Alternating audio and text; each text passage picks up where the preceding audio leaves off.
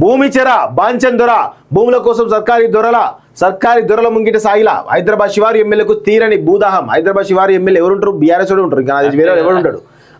రైతులను బెదిరించి అడ్డగోలుగా భూముల చెర, దళితులకు చెందిన అసైన్ భూములకు ఎసరు, కేసీఆర్ హయాంలో పారని ప్రజాప్రతినిధి పాచిగా భూముల రెగ్యులేషన్ కు గత సర్కారు ససమీర. ఇప్పుడు ఆ భూముల కోసమే పార్టీ మార్పు, బూత్ తర్పణకు పచ్చ జెండా ఊపిన రేవంత్ సర్కార్ అంటూ చూస్తా ఉన్నాం. సో హైదరాబాద్ శివారు ఎమ్మెల్యే అంటే ఎవరు?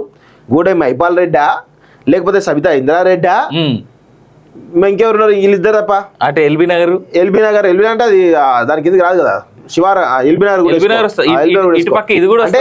సొంత పార్టీ ఎమ్మెల్యేల మీదనే ఫైనల్ గా ఈ విధంగా వాళ్ళు ఎంత భూ బకాసురులు అని చెప్పేసి నీ పార్టీ మహానుభావుల గురించి రాసిన భూ బకాసుల గురించి మంచి కథను రాసినాం మనం. అయితే ఫైనల్ గా రాసిండు. అరాజకీయమే రాజకీయమైనప్పుడు అధికారమే రాజకీయమైనప్పుడు అధికారమే అంతే లక్ష్యం అవుతుంది. సో గత 10 సంవత్సరాలుగా మీరు ఇదే ఇచ్చినట్టు. రాజకీయమైనప్పుడు అధికారం అంతిమ లక్ష్యం దిశగా బీఆర్ఎస్ పార్టీ ఏ విధంగా చూసినామో మనం అందరం కూడా చూసినాం. భూమిపై మోహం భూతమై వెంటాడుతున్నప్పుడు ప్రభుత్వ ప్రాపకమే పరమావధి అవుతుంది. అంటే గతంలో మీరు ఆ ఎమ్మెల్యేకి ఇచ్చినట్టున్నారు, అంతే కదా. అంటే గతంలో 2014 నుంచి 2018 వరకు దాదాపు 2018 కాదు 2019 వరకు 60 మంది ఎమ్మెల్యే జాయిన్ అయ్యారు. ఆ 60 మంది ఎమ్మెల్యే జాయిన్ కూడా మీ భూముల కోసమేనా, మీ ప్రాపకం కోసమేనా? బలం ఉండాలిగా. ఇప్పుడు అదే జరుగుతున్నది ఇప్పుడు అదే అంటే అప్పుడు అదే జరిగింది, ఇప్పుడు అదే జరుగుతుంది. అంటే మీ తప్పు మీరు ఒప్పుకున్నారు, అంతే కదా. నగర శివారు నుంచి గెలిపించిన ఒక బీఆర్ఎస్ ఎమ్మెల్యేకు ఇప్పుడు గెలిపించిన ప్రజల కన్నా, వారి అభిమతం కన్నా, టికెట్ ఇచ్చిన పార్టీ కన్నా, రాజకీయ నిబద్ధత కన్నా, రాజకీయ నిబద్ధత, టికెట్ పార్టీ, అభిమతం, ప్రజల పెద్ద పెద్ద స్టేట్మెంట్లు అన్ని కన్నా భూదందానే ప్రధానమైపోయింది. ఏళ్లుగా చెరబట్టిన 100 ఎకరాల భూమిని పూర్తిగా చేయించుకోవాలంటే సర్కారీ పార్టీలో చేరడమే సరళ మార్గమైంది. 10 ఏళ్లు బీఆర్ఎస్ ఎమ్మెల్యేగా ఉన్న కేసీఆర్ ప్రభుత్వంలో ఇంచు కూడా ముందుకు సాగని ఆట. ఆ నేత కాంగ్రెస్ చేరితే భూమి అయితే మేయవచ్చని ఆఫర్ దక్కింది. అప్పుడు వీళ్ళేగా కల్వకుంట్ల కుటుంబమే మొత్తం భూములు మింగేసారు. ఎమ్మెల్యేకి ఏమి ఇచ్చారు పాపం దోసుకోవడానికి? ఆ నేత కాంగ్రెస్ చేరితే భూమి అయితే మేయవచ్చని ఆఫర్ దక్కింది. ఇంకేముంది, కండో కప్పుకునేందుకు మెడ వంగిపోయింది. కేసీఆర్ సర్కార్లో సాధ్యం కాని దాన్ని ఇప్పుడు సుసాధ్యం చేసుకోవచ్చన్న ఆశ సర్కారీ దొంగల ముందు సాగిల పడేలా చేస్తున్నది. తెలంగాణలో ఫిరాయింపుల కోసం 3B BBB ఫార్ములా నడుస్తున్నది. అయితే భూములు లేదంటే బిల్లులు, కాదంటే బ్లాక్ మెయిలింగ్. ఎమ్మెల్యే లొంగ తీసుకోవడానికి ఇది లెక్క. చెరబట్టిన భూములు నీకే ఉండాలన్నా, పెండింగ్ బిల్లులు విడుదల కావాలన్నా, కేసులు పెట్టకుండా ఆగాలన్నా అయితే గొడదుకు మా పార్టీలో చేరు, కండో కప్పుకో. ఇప్పుడు ఇదే ఆఫర్ ఫిరాయింపులకు తెరలేపుతున్నది, గత్తర లేపుతున్నది. కానీ భూమి విషయంలో మాత్రం ఎక్కడ కూడా రాయలే. ఆ సర్వే నెంబర్ ఎక్కడ, ఆ విలేజ్ ఎక్కడ, ఇవన్నీ ఎందుకు రాయలే?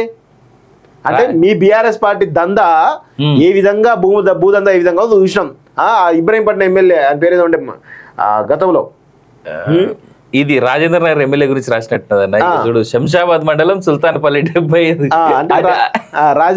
ప్రకాష్ గౌడ్ అంటే బీసీ బిడ్డ టార్గెట్ చేయాలి. మరి ఇది ఇవాళ రాయడానికి కారణం ఏంటంటే బండ ప్రకాష్ ఇవాళ జాయిన్ అవుతుండే కదా, ప్రకాష్ గౌడ్ ఇవాళ జాయిన్ అవుతుండే కదా.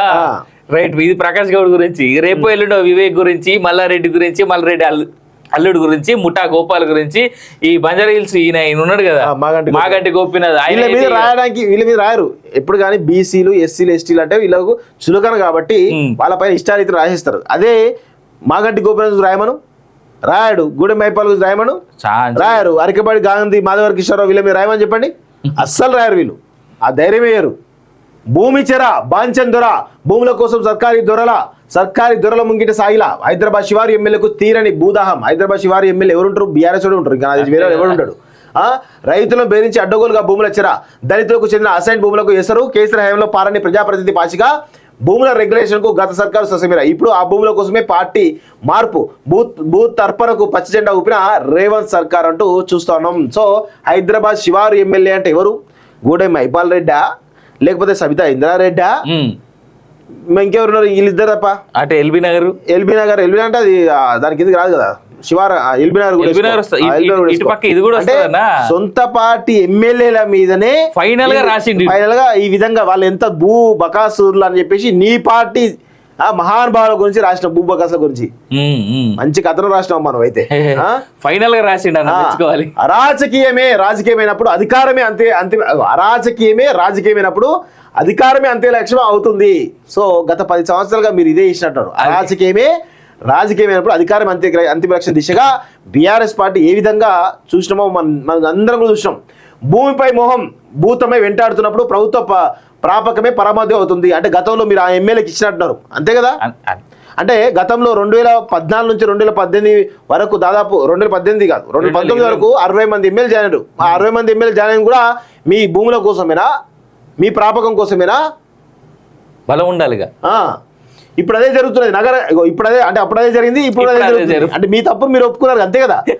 నగర శివారు నుంచి గెలిపించిన ఒక బీఆర్ఎస్ ఎమ్మెల్యేకు ఇప్పుడు గెలిపించిన ప్రజల కన్నా, వారి అభిమతం కన్నా, టికెట్ ఇచ్చిన పార్టీ కన్నా, రాజకీయ నిబద్ధత కన్నా, అబ్బా రాజకీయ నిబద్ధత, టికెట్ పార్టీ, అభిమతం, ప్రజల పెద్ద పెద్ద స్టేట్మెంట్లు అన్ని కన్నా భూదందానే ప్రధానమైపోయింది.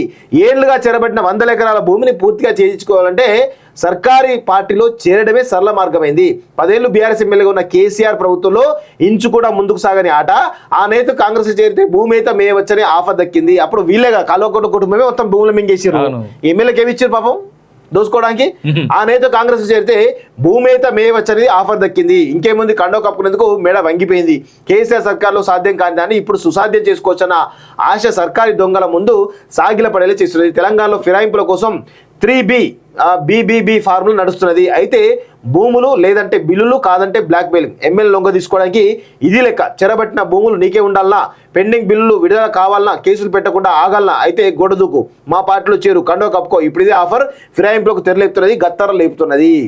కానీ భూమి విషయంలో మాత్రం ఎక్కడ కూడా రాయలే. ఆ సర్వే నెంబర్ ఎక్కడ, ఆ విలేజ్ ఎక్కడ, ఇవన్నీ ఎందుకు రాయలే? అంటే మీ బీఆర్ఎస్ పార్టీ దందా ఏ విధంగా భూదందా ఏ విధంగా చూసినాం. ఇబ్రహీంపట్నం ఎమ్మెల్యే అని పేరు ఏదంటే గతంలో ఇది రాజేంద్ర నగర్ ఎమ్మెల్యే గురించి రాసినట్టున్నదన్న. చూడు, శంషాబాద్ మండలం సుల్తాన్పల్లి 75.